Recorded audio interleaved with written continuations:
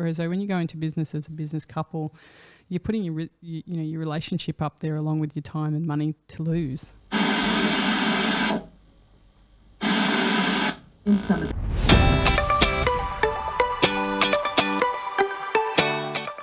Hello everybody, I'm Brendan Rogers, the host of the Culture of Things podcast, and this is episode 39.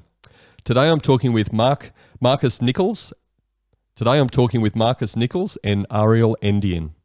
Marcus and Ariel are business coaches and consultants, speakers, authors, and occasional relationship rescuers.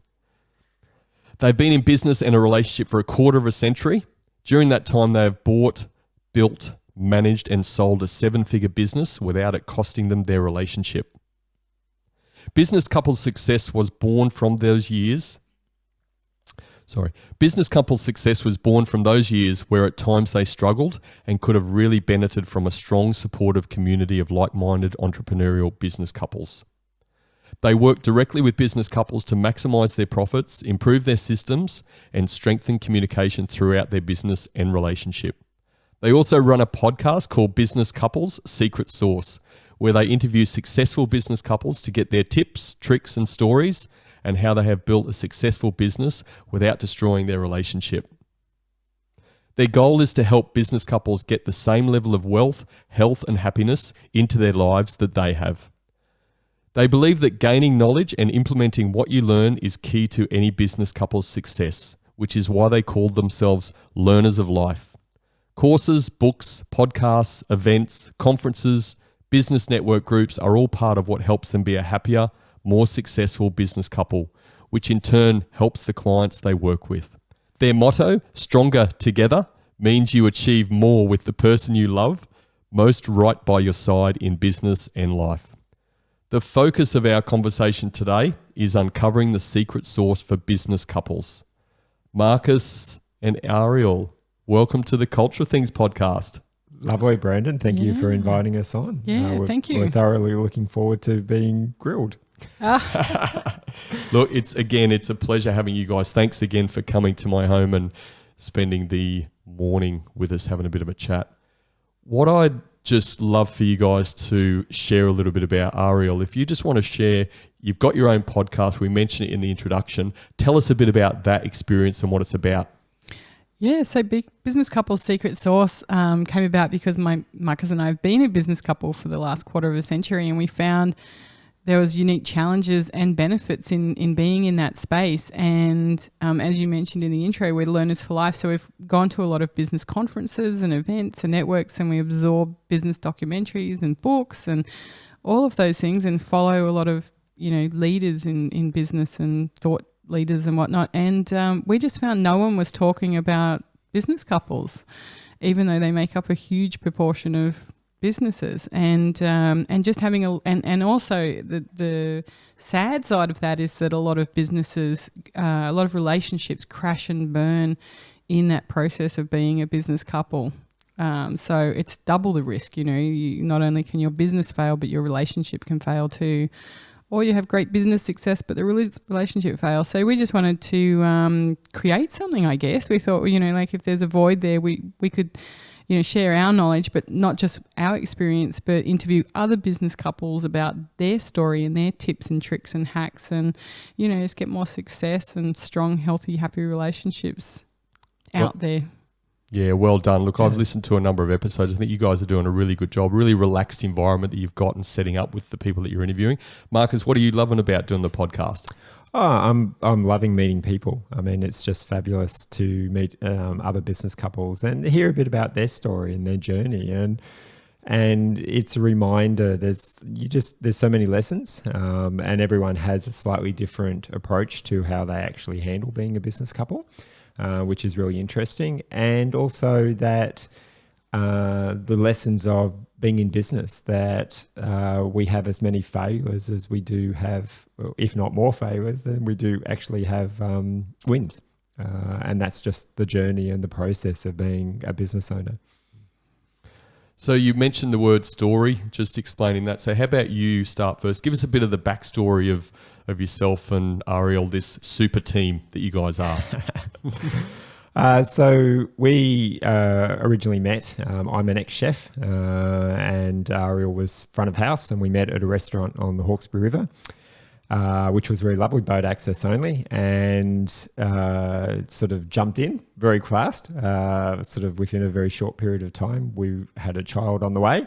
And just, developed ourselves. I wanted to get out of cooking. I'd been cooking for 10 years at that point. So decided that it was an opportunity to run my own business. I always had people around me who were, I always worked for people who ran their own businesses in smaller restaurants. I never did the large hotel sort of networks. So I was really infused to want to embrace that industry, or not the industry, but to embrace running my own business. So I was gung-ho to do that. I just didn't know exactly what it is I wanted to do. So I started a business here on the Central Coast, interesting enough, about 25 years ago. And then we decided wanted to grow. So we actually took on an investor. And through that process, we then bought a boarding kennel in the Hunter Valley, and moved our family up to that, and spent the next 20 years developing that from what was an old rundown kennel.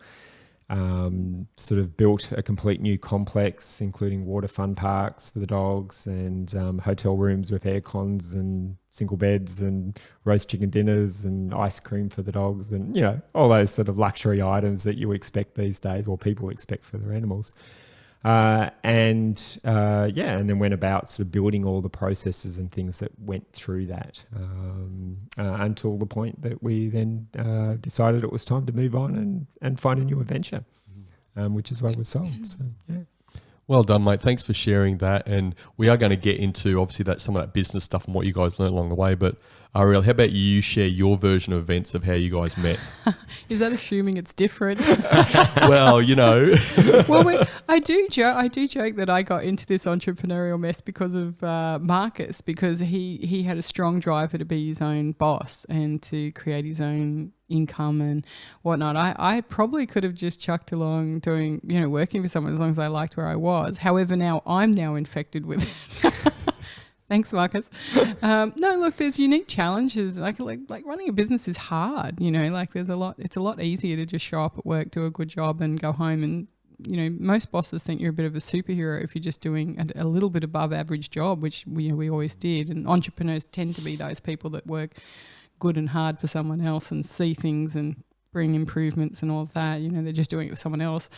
So I initially was just there to be supportive of Marcus, and then along the way, just step by step, inch by inch, got there. And interestingly, interviewing business couples, we've found that's often the way. It's rarely two people that go, let's just go do this together. It's more that it's one person's big vision and the other person's sort of a side helper, and then a bit more, and then they're a couple in business. But that having been said, once you get there, it's amazing. I mean, I get to hang out with the person I love most all day. Why would I want to go somewhere else for 8 hours and travel time as well? So no, look, his story of events is the same. Yeah, so I've got some things right. Yeah, I guess just leaving out the bit of where we've got to now. So we sold that business after 25 years, and we're still reasonably young, and we love business, and we love the whole area of entrepreneurism and people having a crack at it and succeeding, and creating their own wealth and reality and lifestyle, and we thought, well, we know a bit about this, so let's share that. And we also were driven to want to create a business for our own benefits as well, where we could travel and being able to share our business couple success and other people's business couple success was it just ticked all the boxes. We could help people, we could do it remotely, we could travel while we did it. And also, as I said before, just fill a void. Like, we really feel like there's a lot of business couples out there that are doing it tougher than they need to be doing it, because they're just lacking a little bit of knowledge on how to do a better job of it, which would bring the stress down and the profit up. Yeah. And we are going to dive into that very, very soon. I just want to make one comment, which was just really surprising to me, and I love it. It sounds like normally the female is infiltrating the male's head in a relationship, but it sounds like your thoughts and business ideas have infiltrated the female head, Marcus. How the hell did you do that? Jedi mind tricks. Yeah, that's it. You know, I took early learning classes on how to master the art of the female space. Mate, you and I need to talk after this. I need help. Look, let's get into the journey, right? And I guess from not necessarily, obviously the experience you share is related to your own journey, but we really want to use this opportunity because you guys have got a lot of experience. Again, quarter of a century there, 25 years, built a really successful business and sold on that, and now you're helping others. What's some early advice you give to couples, business couples, or couples that are even before they're in business, why they want to go into business together? What do they need to be really clear on? Marcus, how about you? So from my point of view is that they need to be really clear on their why. Like, why are they actually going to, why do they want to be in business together? You know, that's the first part. The second part of that is, as a business couple, how strong is your relationship? You know, is there things that aren't quite right? Because when you enter the business world, it ramps up the relationship stress level to a whole other level, like having children and things like that. So you're wanting to be making sure that you've got that comfortable and your discussion, your communication is really, really strong. Because if it's not, it's just going to come undone. You know, but yeah, certainly the why. The why is a really big issue because if your why is not there, then where you end up is not going to be where you're thinking. And sometimes what happens is people's whys are different. So, the male's why may be this, but the female why is this, and it could be around the amount of hours they want to put into the business. It could be around the length of time they want the business to run for. It's the whole raft of those sort of things, which is why it's really important to go through that. And goals, I guess, would come into that as well. So, yeah, I'd call it the vision as well. Like the why and the vision are sort of overlap in some spaces, but, your why, you want to go into it, and then what your vision is for the business, in the short term and the longer term, so that you can be clear that you're on the same page with each other. Yeah. Yeah. Have you got in your business, the business couple success consultancy you have now, have you ever had an opportunity to engage with a couple that are thinking about going into business? So that early stage of their, we're not quite sure, but we need to have a chat with somebody and get some coaching. Sadly, less so, just because people tend to think they don't know what they don't know. Unfortunately. So, usually you learn retrospectively. Unfortunately, I know that now. So it's probably more casually people say, oh, my husband and I are thinking about doing a cafe, more conversationally when we meet people socially or at business events and things. And it's like, well, have you done this or this? And they're like, so you can tell they haven't thought about it. We do, but more so people that are already there and it's not turning out how they were expecting it to turn out. It's more pressure, more stress, or not enough customers, or they're fighting, or they're overwhelmed, or different things. So less so pre. Would you say that? Yeah, absolutely. Less so pre. Most of the pre is really just conversations. It's really just sort of, where you're meeting people and you're having those conversations with people. And it's more haven't thought to engage us at that point, which really would make a great deal of benefit if they did for their well-being overall. The people that have a tendency to engage us are much further along the path. And usually it's because they've hit a brick wall.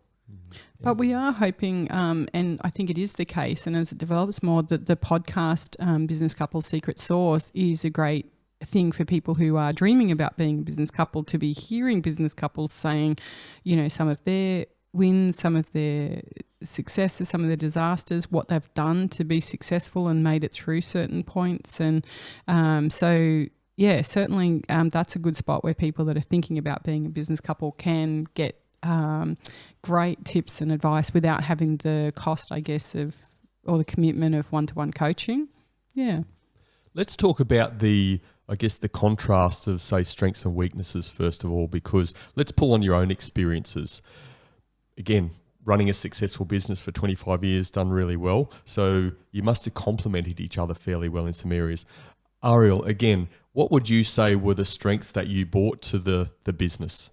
So for me, I'm a good creative thinker, good lateral thinker and creative thinker. And I'm good with people. Like, I'm good at reading people and understanding the interrelations between staff and people. Like, I can see a lot of that sort of stuff. And systems, creating things like the structure of things. So yeah, they're probably my strengths. Certainly with employing people, it's good to be able to read people well.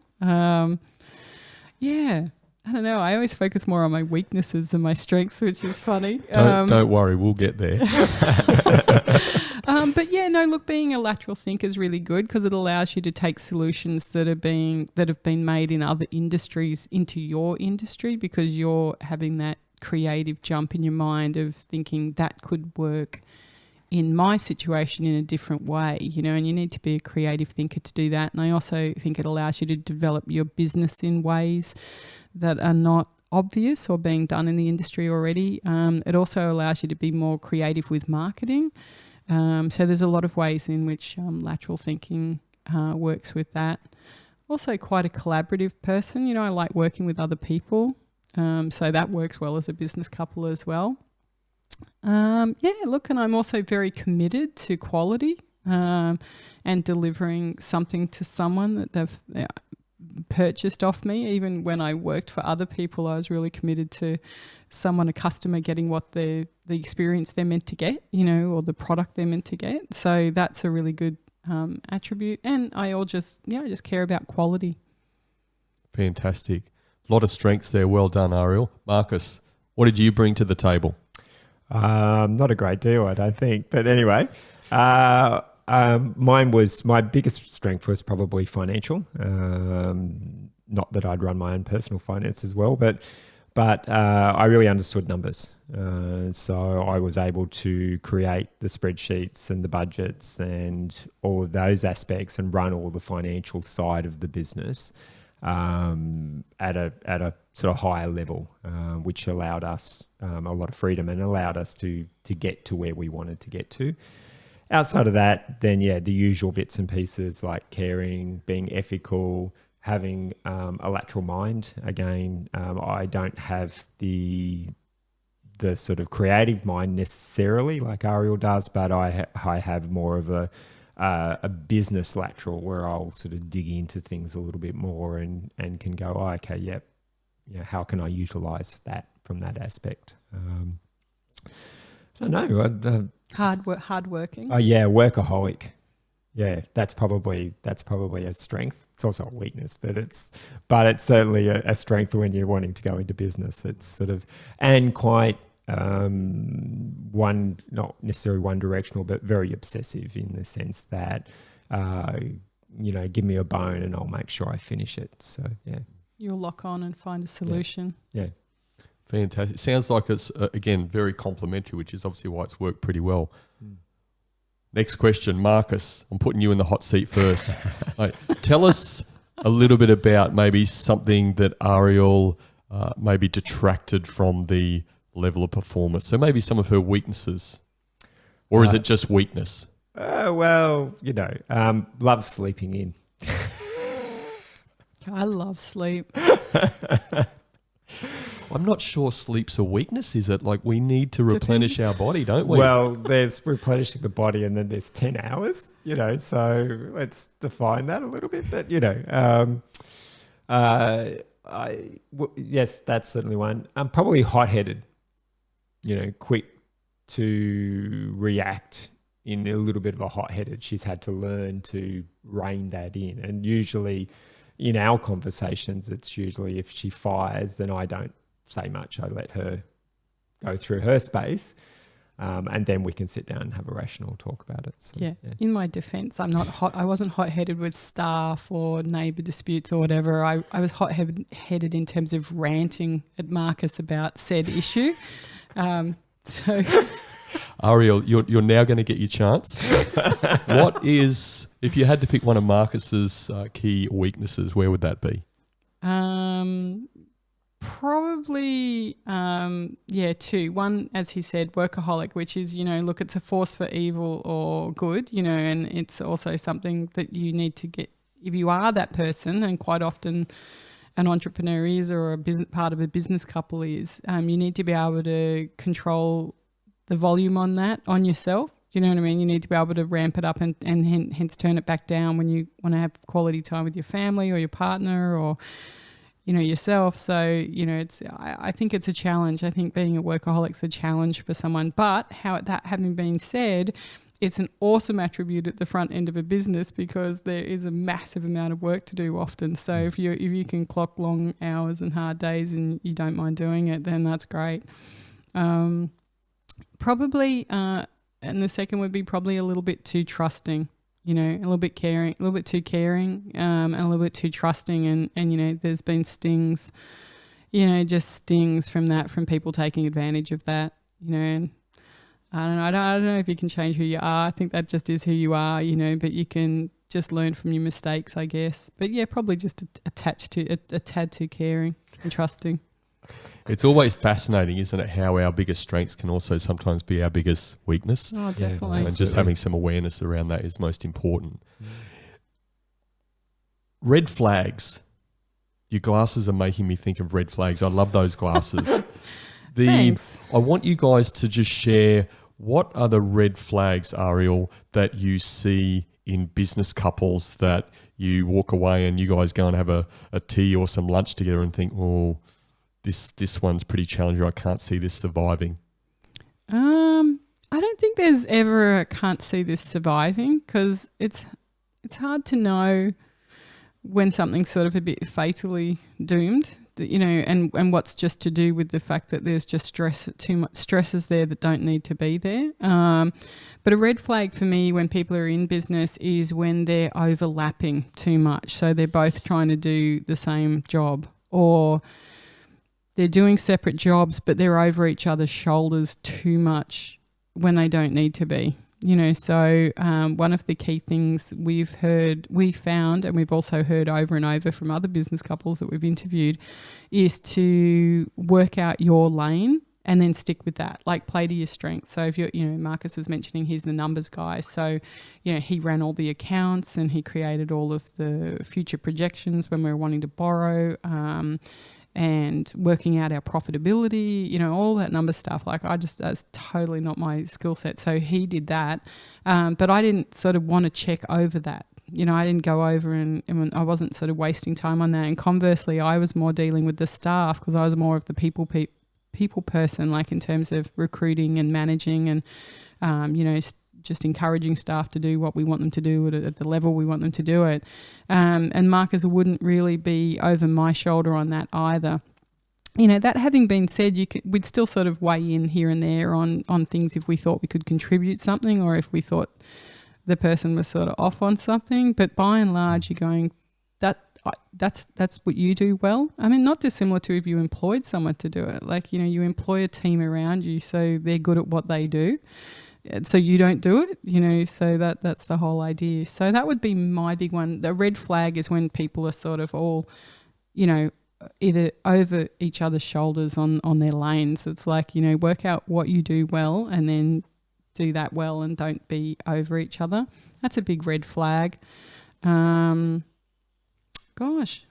other one that I would throw in there is around communication. It's the way that it's the respect and communication within the couple. So if they're actually fighting at work or they're talking down to each other, so they may not be fighting, but their verbal communication towards each other has quite strong context to it, that's a red flag. That's like, because you're disrespecting your partner in this workspace. So you're disrespecting them from all of those sort of things. No one leaves that at work. That's going to come home with you, you know. So you've got to make sure that if that's going on, that's where it's like, okay, you guys need to pull back on this. You need to find a strategy and a method that allows for that communication, and to remove that reactional, because you mightn't do it to a staff member, but you think you can do it to your partner.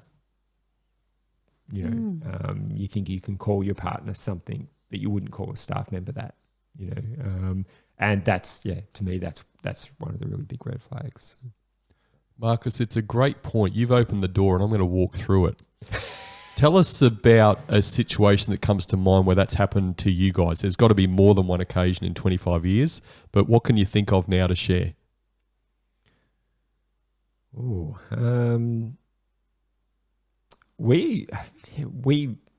worst I probably got with Ariel was raising my voice. We were actually very, very good at we don't fight generally. So we're one of those relationships that isn't in that space. Like we get niggly with each other. But what Marcus is talking about is straight up, you know, hurling. Well, not even hurling. Yeah, well, just, being verbally abusive, I guess you would sort of say, to each other. So we've never had any of that. So the burst that we've probably had in that situation would be more just, which is actually going back to, which I hadn't realized, going back to one of Ariel's weaknesses, which is technology. It's an area that she really struggles with. And I get frustrated in having to explain the same thing multiple times. So I'm likely to be, not as when I'm showing her how to do it, I'm likely to be more assertive and more like, sort of like, not calling her stupid, but just sort of speaking down to her a little bit. But I wouldn't do that to a staff member. And that's one area that I've had to work on because it's one of her weaknesses. So I've had to be more acceptable of that weakness and then find my space to be able to still give her the advice and the directional and all of that without sort of feeling, without putting that on her as you know, Did you want to say something? They both just looked at me then and raised their eyebrows. I wasn't sure. I thought you wanted to say something. Let the witness speak. No, I'm good with that. Look, occasionally we have stepped out in front of staff and got more stroppy with each other in front of staff, or made a comment that's, you know, not as professional or respectful. And as soon as you know it, it's just like, you know, this is not the space, you know, like we can take this outside, you know. So, but by and large, we've been quite respectful to each other in the workplace. And you just get to know each other's secret. You get to know each other's modes too, really. Like that's with the ranting one, for instance. When I rant, I want Marcus to be supportive in the rant and rant as well. But he finds ranting a bit sort of, he finds ranting upsetting emotionally. So when I'm doing that, he tends to go the other way and go more subdued. And so while I'm wanting him to rant with me, he's going subdued. And as he goes more subdued, I rant more until we end up at polar opposites and quite unhappy with each other. So it took a while to actually work out that one, what was going on, and go, right, wait, we're doing this thing we do. So I got to stop and I got to go rant to someone else, or just I've had a rant and just wind it back down, and then Marcus comes back to the middle, and you know, we obviously end up discussing the thing. I'm hearing some clear personality traits coming out from both of you here. Fantastic. I'm not going to go into that though. Oh, no. What I want to go into though is those sort of examples you've used. I'd love for you guys to share some thoughts around, and maybe Ariel, you can do this first, is share some thoughts where the relationship that you guys have both personally and then leading into professionally, where that's worked really well, not only for yourselves, but more importantly for the team and for the culture that you've created in your business. Yeah, so, a few jump to mind. One is being hardworking. Like we properly showed up, you know, on working hard at the coalface with our staff. Is that when you woke up at 11 o'clock? Love it. No, Love it. I used to get up at if I had to get up, I do. Yeah, I can do it if I have to, but it's not my nature. It's not my. I'm a night owl, So, the other is having a like really hardcore commitment to quality, and that being a driver for ourselves and expecting that of staff, we would lead by example with that. So we made sure we crossed all our T's and dotted all our I's and would go back ourselves and do it again, or just go that extra effort to make sure the service is better or the product is righter, And you've got to be doing that. You can't expect your team to follow your advice to go the extra mile if you're not going the extra mile. So we were completely on that. Yeah, and again, respect. We expected our staff and our team to respect each other, and we definitely showed that. And we showed respect to each other, but also to our staff. So we were strong on respect. So they're three. I think they were three, weren't they? Three really key things that we have for ourselves. That we would take into take into our coaching of our team, in our work environment. Yeah, great. Thanks for sharing, Marcus. I'm going to get you to do the flip side of that. Yep. Where is there a situation where potentially because of the personal relationship you guys have, being a couple, Yep. where that may have had not always the desired impact on the business, the environment, the team, the culture? Ooh, I think sometimes I have to. I think sometimes you the go on divide. why I think, I was thinking, divide and conquer is one area. Staff can look to divide and conquer you, which you can talk to that a little bit. So the divide and conquer, it's a bit like children, and staff fit into that category. When you have two equal owners, it's like, of a business, it's whether it be a couple, whether it be a partnership, there's always that situation where one staff member, they understand the strengths and weaknesses. Staff learn the strengths and weaknesses of their bosses, and they know which one, that if they want to have this day off, or they want to get this, or whatever it is, they know which which boss to go to ask for that, from that sort of point of view. And that can sometimes be a problem if you're, as a couple, are not aligned, because if you're not backing each other up, so if someone goes to Ariel and sort of says, hey, can I leave work early today because I need to go and do this, and she says no, then comes to me, I'm likely to sort of go, have you asked Ariel? Or because I know that it's a question that would have been asked to her first, because she's the front of that. So they wouldn't come to me to ask that. And if they've come to me to ask that, then I definitely know that they've already asked her. So, little things like that. Another one is when it sounds like I'm answering the question. You're doing much better than me. Another one is if you haven't been clear about your roles, if you haven't worked out your clear roles, then the team doesn't actually know who they're meant to go to for what. For advice on certain things, yeah. Yeah, or on anything really, like on how to do something. For instance, Marcus had his staff that he managed that was in his skill set, and I had my staff that I managed. So it was very clear to them who they needed to see about what thing. But that goes back to being very clear about what your job role is. Yeah, and other things from a personal point of view, personal relationship point of view. You guys can give us some great examples. Yeah, you've really stumped me a little bit on that. So yeah, it's all right. Again, it was more the personal relationship. Again, because it can create a different dynamic in especially when you're managing people, as opposed to just two business owners that aren't necessarily talking at night. They probably are, but they're not in the same household at night. So no, it was good. It was good. I had something else from that. I'm going to ask Ariel this. I think that's probably fairer for you, Marcus. How did you guys settle disagreements when they came up? I'm looking forward to hearing this. disagreements within a direction of the business, or are you talking more relationship or business? No, or business.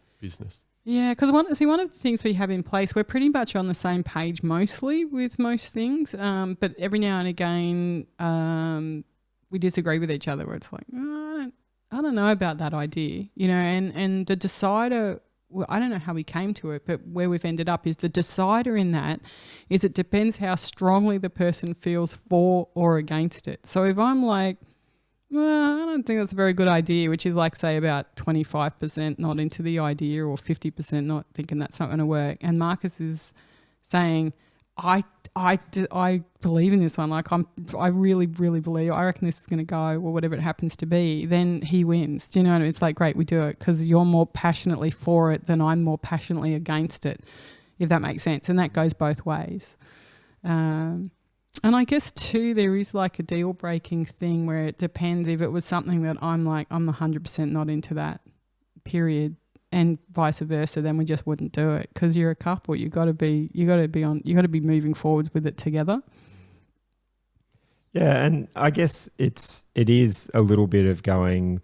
It's like any part of running a business or developing it. It's like get your pitch. Like if you're really for this and the person that you're dealing with is sort of against it, it's like you need to have your pitch strong enough. Build your case. Yeah, to convince them that it's a worthwhile direction to want to go, in whatever that may actually sort of be. We also agree to disagree at times. Yeah, we'll do that occasionally. But I think it comes back to, in general, it comes back to communication. So it's going, okay, so if we are on different spaces, how do we resolve it? It's sort of just taking it back, breaking it down into little areas and going, okay, well, where's the blocks? And then we work through those blocks to then actually get to the end result. And then that, once you've got through that, you actually then know one way or the other of what it is, needs to be worked through. So, yeah. And quite often the thing you're arguing or the thing that's a contentious issue is not actually the issue. There's something else that's a problem that needs to be addressed, and that's just a symptom of it. Yeah, that makes sense. Yeah, absolutely. If we think about just moving on to more of the challenges in being a business couple, first of all, your own experiences. What would you say is the biggest challenge you came up against in business, having your own business, and how you guys worked through that as a team? We ran a 7-day-a-week business, and running a 7-day-a-week business meant that you at times struggled to have the freedom for your family that you wanted, or it meant that only one of the couple could go to events, opposed to attending them as a couple. And that was challenging at times, particularly in the early periods once we grew the business and we had the staff to be able to sort of do that. So yeah, certainly that was a challenge.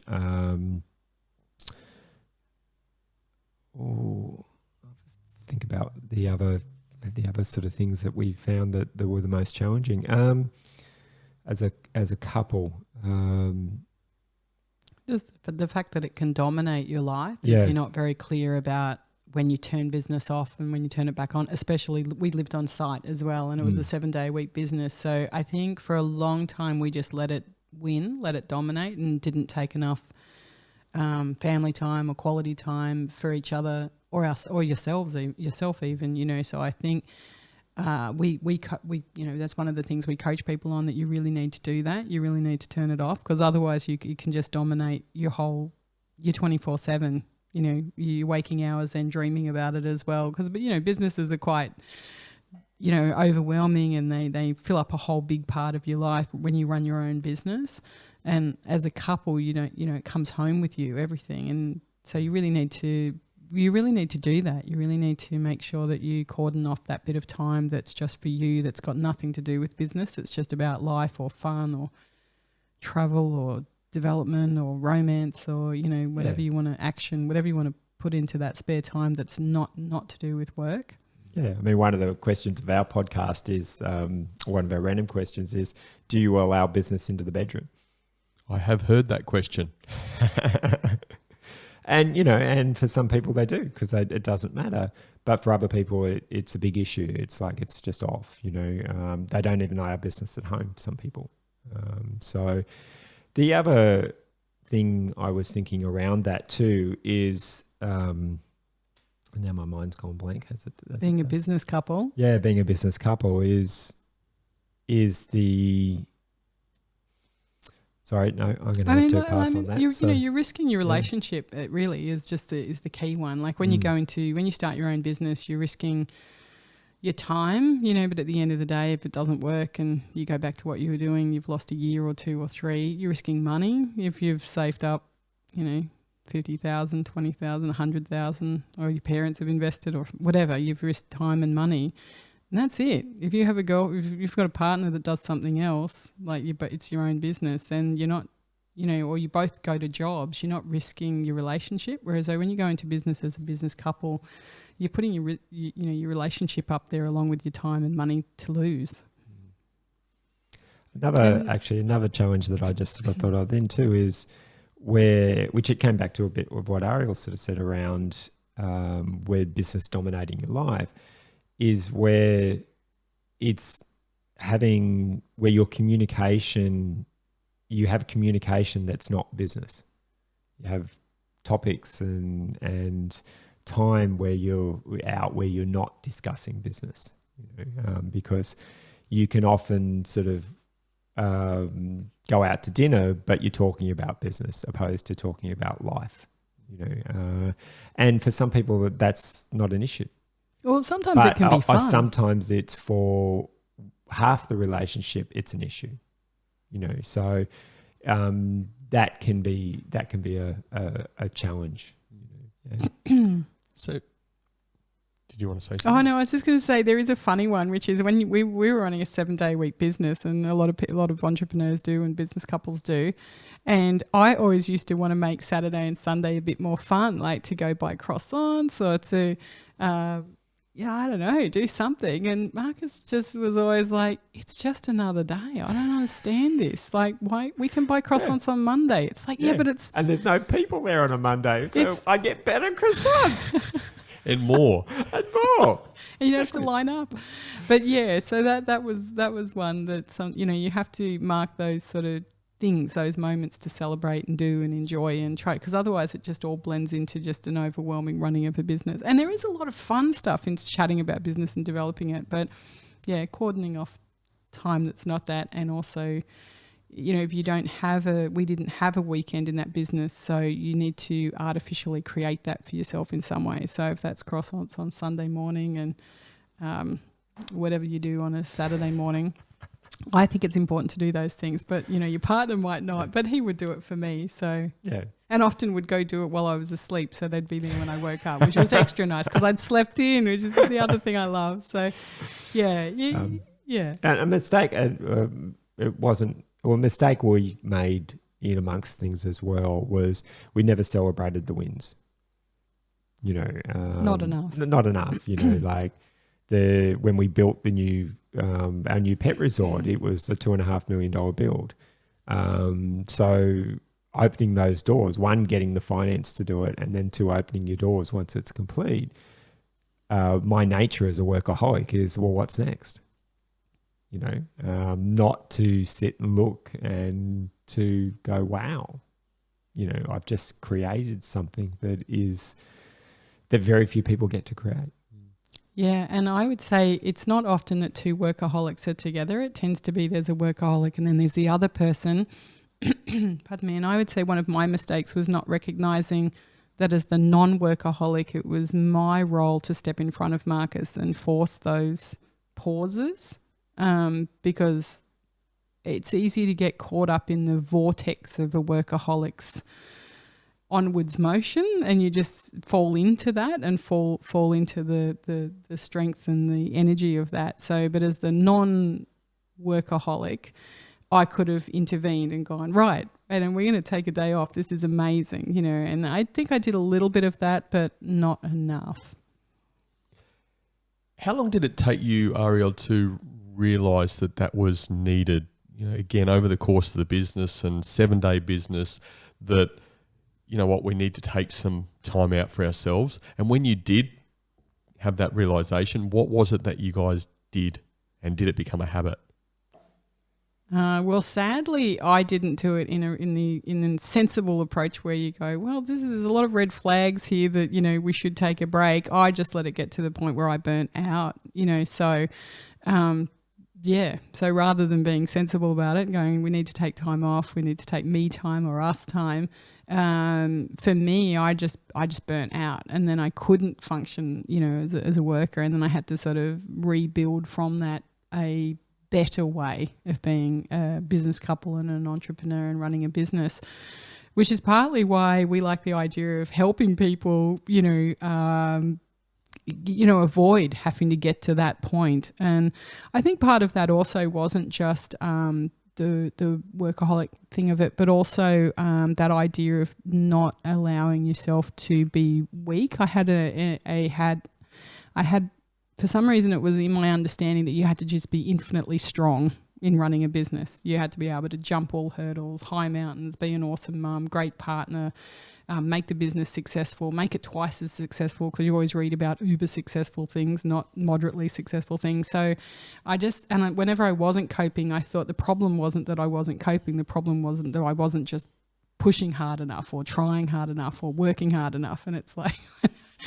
So I really had to run into a brick wall to learn that lesson, but I would strongly advise people not to take that strategy if avoidable. Absolutely. So that was how I learned that just working hard and just always working hard and not intervening when your workaholic partner is working double hard that's how I learned that. I learned it the hard way, but I'd like to make it easier for other people not to have to go to that length to learn that lesson. It's, again, fascinating to me because I'm a big believer in that culture is a reflection of leadership. So, Marcus, in that situation, obviously there was an impact on you with Ariel's breakdown, basically. Yeah, definitely. Which it was. How did that impact you? And even on reflection, how do you think maybe even some of your behaviours impacted that situation occurring? While it was going on, I guess it was sort of, I just had to double down and pick up the slack. Yeah, Marcus had to work harder, which is probably not the outcome you would want for the but getting to the end of it and the recovery of it, it's the learning to the emotional aspect that you need to learn to understand and support someone else's feelings in those situations. It took a bit of learning from my end. So did I do a good enough job? Probably not. But I understand it better than I did. So if it was to happen again, and I guess we aim for it not to happen again in everything we do. So I'm probably more sympathetic. I don't push to the level I used to push. Yeah. So I'm conscious of those sort of things, Well done. And Ariel, is he achieving a pass mark with this, or? He was a superhero when I was unwell. Like he definitely is. But it was, you learn from your own experiences, but you learn from seeing what's happening to the person you love most as well. So he saw firsthand in me the damage that just the strategy that I'm just going to work harder, try harder, push harder, hang on harder, do more to overcome something is not the only way to move forward. So I think it was a reset for you. I think that's probably when you went into the recovery phase from being a workaholic. Like you view it now as something that it's a wonderful attribute, but it's also a challenge, and it's something that you need to control and moderate yourself.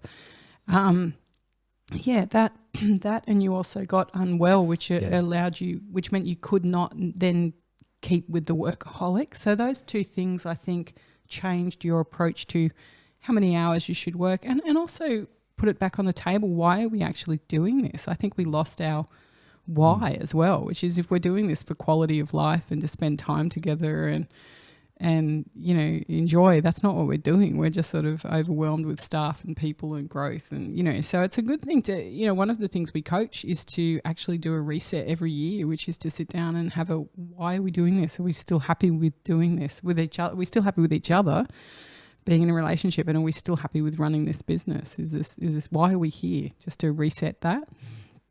So I think you learnt from my burnout. Yeah, absolutely. From that sort of point of view, I hit my own brick wall in a different fashion, which had its effects. So, yeah. I'd like to move us on to the advice part now.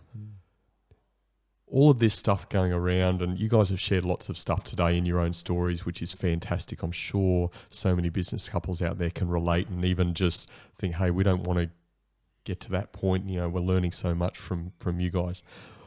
Ariel, what would be the single biggest bit of advice that you would give to couples that are already in business to help them have a successful business, but probably more importantly, have a successful relationship whilst running that business? Probably what I was saying in the last answer, which is just to have regular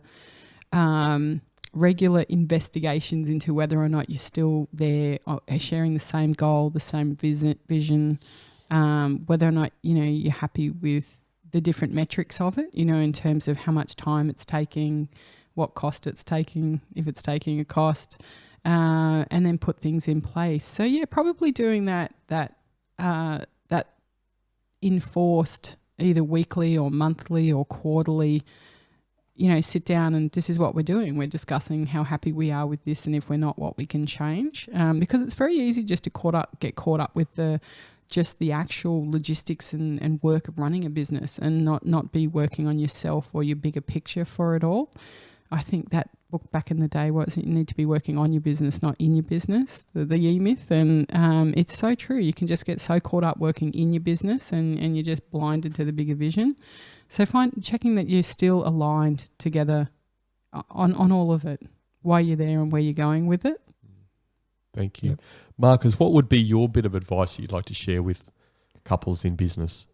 Mine, again, is very similar to Ariel's, or just sort of second that. The only thing I would add to that component is that when you do sit down to have those discussions, you have a format that allows everyone to say whatever it is that's not working, without the other person interrupting and just absorbing.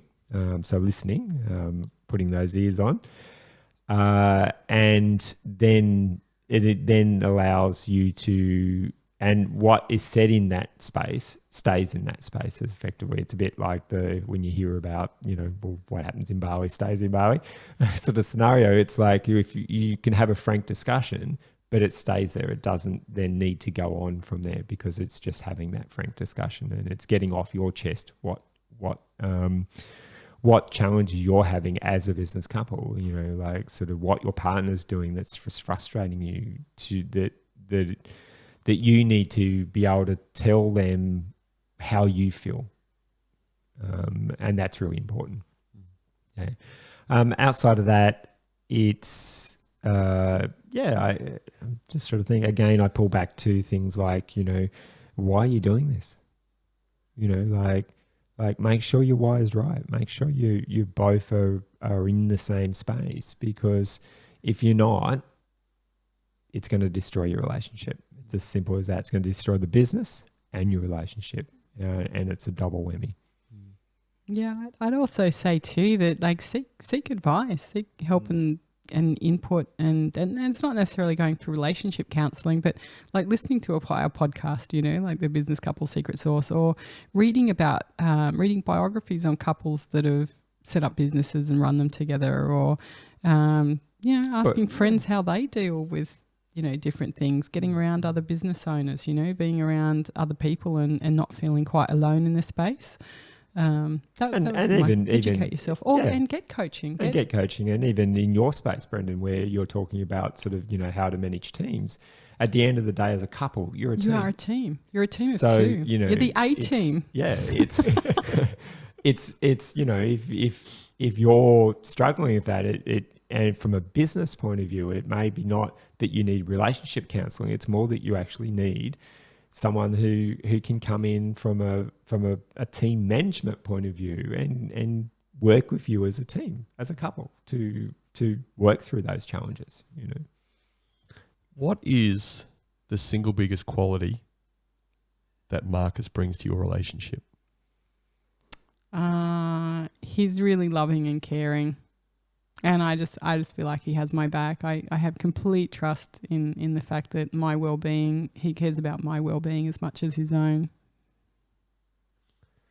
Marcus, I gave you a little bit of time to think about it, mate. Yeah, I need time to think. It's part of my It's my part process. of your personality, which is why I did ask you second. Yep. Thank you. Appreciate that. What would you say is the single biggest quality that Ariel brings to your relationship? Her caring. Yeah, it's a simple fact that similar to her is that she genuinely cares for my well-being. Is on a daily basis is conscious of that, and is more than happy to allow me space when I need space. He's also funny and smart and cares for other people actually too. It's not just caring about me. He just has a big heart. But he is funny and smart too, and I love that as well. Well, I have to say it's great that you both mentioned the caring. It's probably not unsurprising to me. I mean, I know you guys a little bit, but more importantly, I would say that care factor coming through in how you ran your business, how you looked after everything, and probably how you cared for your staff as well, because that basis of caring is such a solid foundation for leadership. So both of you having that is probably no surprise that you had a pretty successful business and you're helping other people to be successful in business. So great job. How can people get hold of you? Who would like to answer that one? Because I assume you get hold of you in the same place. Yep, basically very much the same place. Business Couple Success is our website and Facebook page, Instagram page. It's all Business Couple Success. And Business Couple Secret Sauce is our podcast, which is on all the major platforms. So they're the easiest ways to get in touch with us. Excellent. And we'll certainly have all those links on the show notes and when we send out to socials and all that sort of stuff. So, guys, I want to say thank you very much for coming on the show. I'd love the vulnerability and the honesty that you guys showed today. Really fantastic. I think people are going to get so much out of that, even if they're not couples, but just how they work with other people in their environments is so important. You guys obviously have that solid base through the personal relationship you have. So well done on what you guys have done and already achieved. Well done on what you're likely to achieve into the future.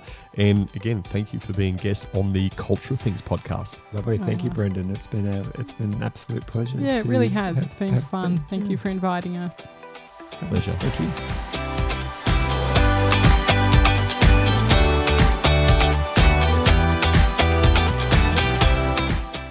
Marcus and Ariel are a fantastic, energetic couple. They speak from real experience around the challenges of being couples in business.